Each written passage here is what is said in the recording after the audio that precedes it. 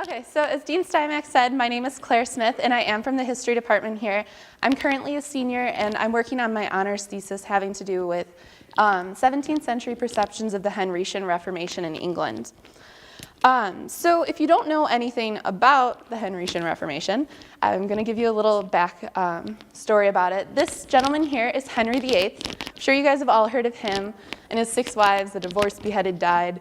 Divorced, beheaded, survived. Well, he did a little bit more than marry people and divorce them. He actually also was the first English monarch to break away from the Church of Rome. And he kind of started a new church, but it was still really Catholic, so it's an interesting Reformation. So I decided to start doing my honors project on this after I studied abroad in England for a semester. So I was there and I was seeing all of these different ruins while I was there and kept hearing over and over again that these ruins were once like these beautiful buildings and shrines, like St. Mary's Abbey in York, and the Shrine of Little St. Hugh in Lincoln Cathedral, and Glastonbury Abbey, which actually had the biggest impact on me, because this abbey used to be the biggest and the grandest of all the abbeys in England. And it's also supposedly where King Arthur was buried. But with the dissolution of the monasteries in the Henrician Reformation in 1539, all these places were destroyed and stripped of their beauty and wealth. So seeing all these places made me interested in just what was happening and what the consequences were of the Henrician Reformation, other than the fact that there was a breakaway from Rome. So I had started looking straight at the Henrician Reformation, and then when I started to do research with Dr. Key last fall, I specified my interest in 17th century perceptions of the Henrician Reformation, which took place in the 16th century. So this is 100 years after the original Reformation took place, but in that time all of these other Reformations have taken place, so it's actually really interesting to look at it. So I've been looking at the lasting impacts and seeing what the drastic things were and what were the not so important.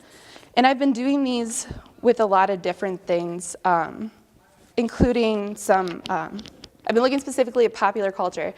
So I've been looking at things like history, such as this one, which is Edward Herbert of Sherbury's Life and Reign of Henry VIII, published in 1649.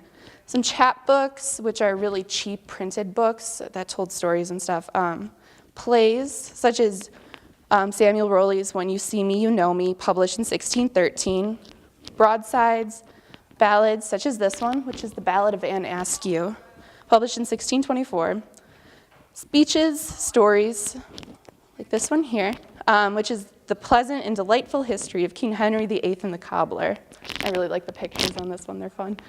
And other printed material that I found via early English books online. And what's interesting to see with these is they all have different interpretations of not only Henry, but also his Reformation. So this one here, this is Henry going to visit his drinking buddy, the cobbler. But when you look at the histories, they're all talking about his reign, so it's very different style. And the thing that's really cool about these printed materials is that there are multiple editions of each of them, so they all have different pictures, which is what I'm going to focus on today for you guys. There were several editions, which also allows you to compare the editions and to see what the difference was in the way that people viewed the time. And so we're going to look specifically at the burning of Anne Askew, which is told in John Fox's Book of Martyrs, and it's in multiple editions. We're going to look at 2 different editions or 2 different pictures from 2 different editions. So for those of you who don't know Anne Askew, she was a Protestant who was condemned as a heretic during the Henrician Reformation in 1546. And she is the only woman to have been burned and tortured. So she was lucky, I guess. She was close to Catherine Parr, who was Henry's last wife. And she started to get investigated only because Henry's advisors didn't trust her, and they wanted her dead. And so they started looking at her close friends, and Anne was unfortunately one of them. And they started doing this too because they wanted to minimize reform in England in order to secure an alliance with Emperor Charles V from the Holy Roman Empire, who was a Catholic king. So something else about Anne, she's known throughout the time, like she's one of the most important martyrs of the Henrician Reformation. And she was carried to her execution in a chair because she had been beaten so badly, and they actually had to put a little seat for her on where she was being burned just because she couldn't stand up. And she also got to die slowly because she wouldn't recant. So it was a really sad death, but people remembered it and they idolized her for the strength that she showed through it. So this picture here is from the 1641 edition of John Fox's Book of Martyrs. And the thing that's particularly interesting about it is during this time, although Anne was a martyr and was a heretic originally, she's a martyr now. And it's kind of interesting to look at it because she fought for transubstantiation, which was accepted in the English church by the time that this was, other reformations had taken place, but she was burned for it there.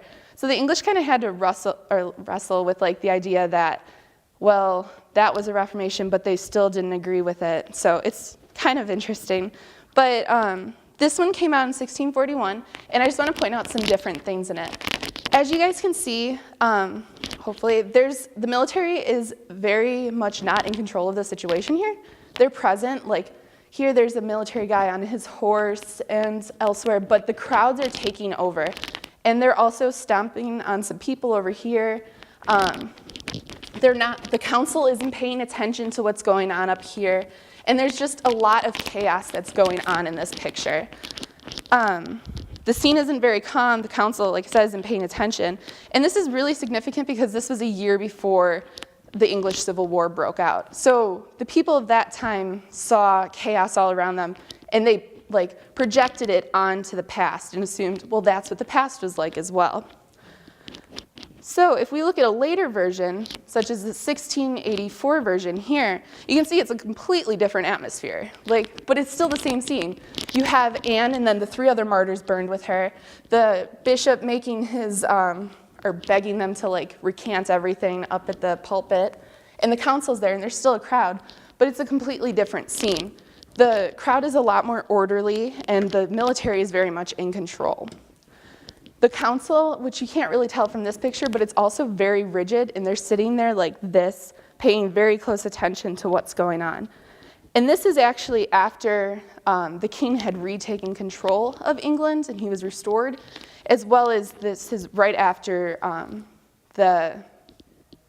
just totally blanked on it, Oliver Cromwell was in control of England. And so they were very used to very strict military and order. So it's really interesting that this same event is completely looked at in different ways within the same century, even though there's some things like the four Protestants being burned and the bishop and the council, and they're all taking place at Smithfield, and the church is the same and everything, but there's completely different ways. So this is just one example, but what I'm looking at in my research is what exactly in this century was shaping the events of how they interpreted the past, and specifically the Henrician Reformation, which is already so weird to them. So